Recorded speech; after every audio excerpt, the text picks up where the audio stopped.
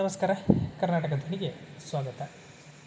ನಾವಿವತ್ತು ಶ್ರೀ ಗುರು ರಾಘವೇಂದ್ರ ಸ್ವಾಮಿಗಳ ಮಠ, ಮಂತ್ರಾಲಯ ಮಠ, ಇದರ ಕುರಿತು ನೋಡ್ಕೊಂಡು ಬರೋಣ. ಶ್ರೀ ರಾಘವೇಂದ್ರ ಮಠ ದ್ವೈತ ವೇದಾಂತ ಪರಂಪರೆಯ ಅತ್ಯಂತ ಪ್ರಸಿದ್ಧ ಮತ್ತು ಪವಿತ್ರವಾದ ಮಠಗಳಲ್ಲಿ ಒಂದು. ಜಗದ್ಗುರು ಶ್ರೀ ಮಧ್ವಾಚಾರ್ಯರಿಂದ ಸ್ಥಾಪಿತ ಆದಂತಹ ಮೂಲ ಮಹಾಸಂಸ್ಥಾನದ ಪರಂಪರೆಯಲ್ಲಿ ಈ ಮಠ ಮುನ್ನಡೆಕೊಂಡು ಬಂದಿದೆ. ಭಕ್ತರು ಈ ಮಠದ ಪರಂಪರೆಯನ್ನು ಮತ್ತು ಶ್ರೀ ರಾಘವೇಂದ್ರ ಸ್ವಾಮಿಗಳನ್ನು ಭಕ್ತಿ ಹಾಗೂ ಗೌರವದಿಂದ ಆರಾಧಿಸ್ತಾರೆ. ಆಂಧ್ರ ಪ್ರದೇಶದ ಕರ್ನೂಲ್ ಜಿಲ್ಲೆಯ ತುಂಗಭದ್ರಾ ನದಿಯ ತೀರದಲ್ಲಿರುವಂತಹ ಮಂತ್ರಾಲಯ ಈ ಮಠದ ಮುಖ್ಯ ಕೇಂದ್ರ.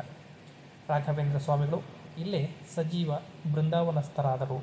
ಈ ಕಾರಣದಿಂದಾಗಿ ಮಂತ್ರಾಲಯ ದೇಶದ ಮೂಲೆ ಮೂಲೆಗಳಿಂದ ಕೋಟ್ಯಂತರ ಭಕ್ತರನ್ನು ಆಕರ್ಷಿಸುವಂತಹ ಮಹಾನ್ ಪುಣ್ಯಕ್ಷೇತ್ರವಾಗಿ ಮಾರ್ಪಟ್ಟಿದೆ. ರಾಘವೇಂದ್ರ ಸ್ವಾಮಿಗಳು ಅವರ ಪೂರ್ವಾಶ್ರಮದ ಹೆಸರು ವೆಂಕಟನಾಥ. ತಮಿಳುನಾಡಿನ ಭುವನಗಿರಿಯಲ್ಲಿ ತಿಮ್ಮಣ್ಣ ಭಟ್ಟ ಮತ್ತು ಗೋಪಿಕಾಂಬ ದಂಪತಿಗಳ ಮಗನಾಗಿ ಅವರು ಜನಿಸಿದರು. ಚಿಕ್ಕ ವಯಸ್ಸಿನಲ್ಲೇ ಅಸಾಧಾರಣ ಬುದ್ಧಿಶಕ್ತಿ, ವಿನಯ ಮತ್ತು ಆಧ್ಯಾತ್ಮಿಕ ಜ್ಞಾನವನ್ನು ಹೊಂದಿದ್ದರು.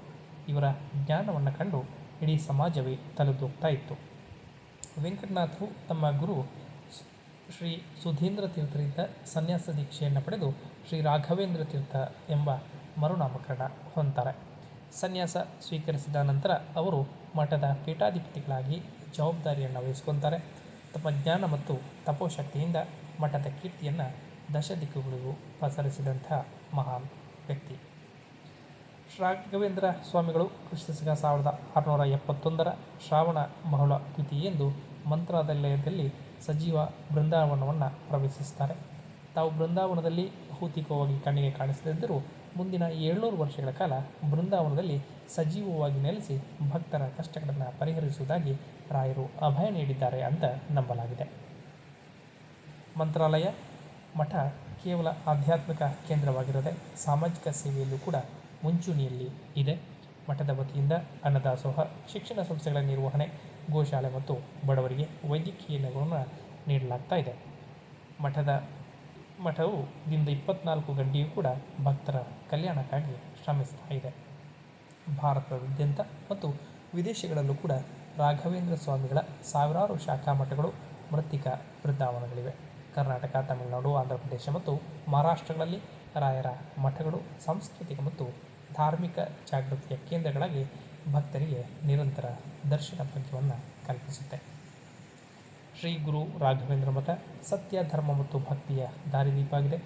ಜಾತಿ ಮತ ಭೇದವಿಲ್ಲದೆ ಎಲ್ಲ ವರ್ಗದ ಜನರಿಗೂ ಕೂಡ ರಾಯರ ಮಠದ ಬಾಗಿಲು ಸದಾ ತೆರೆದಿರುತ್ತೆ.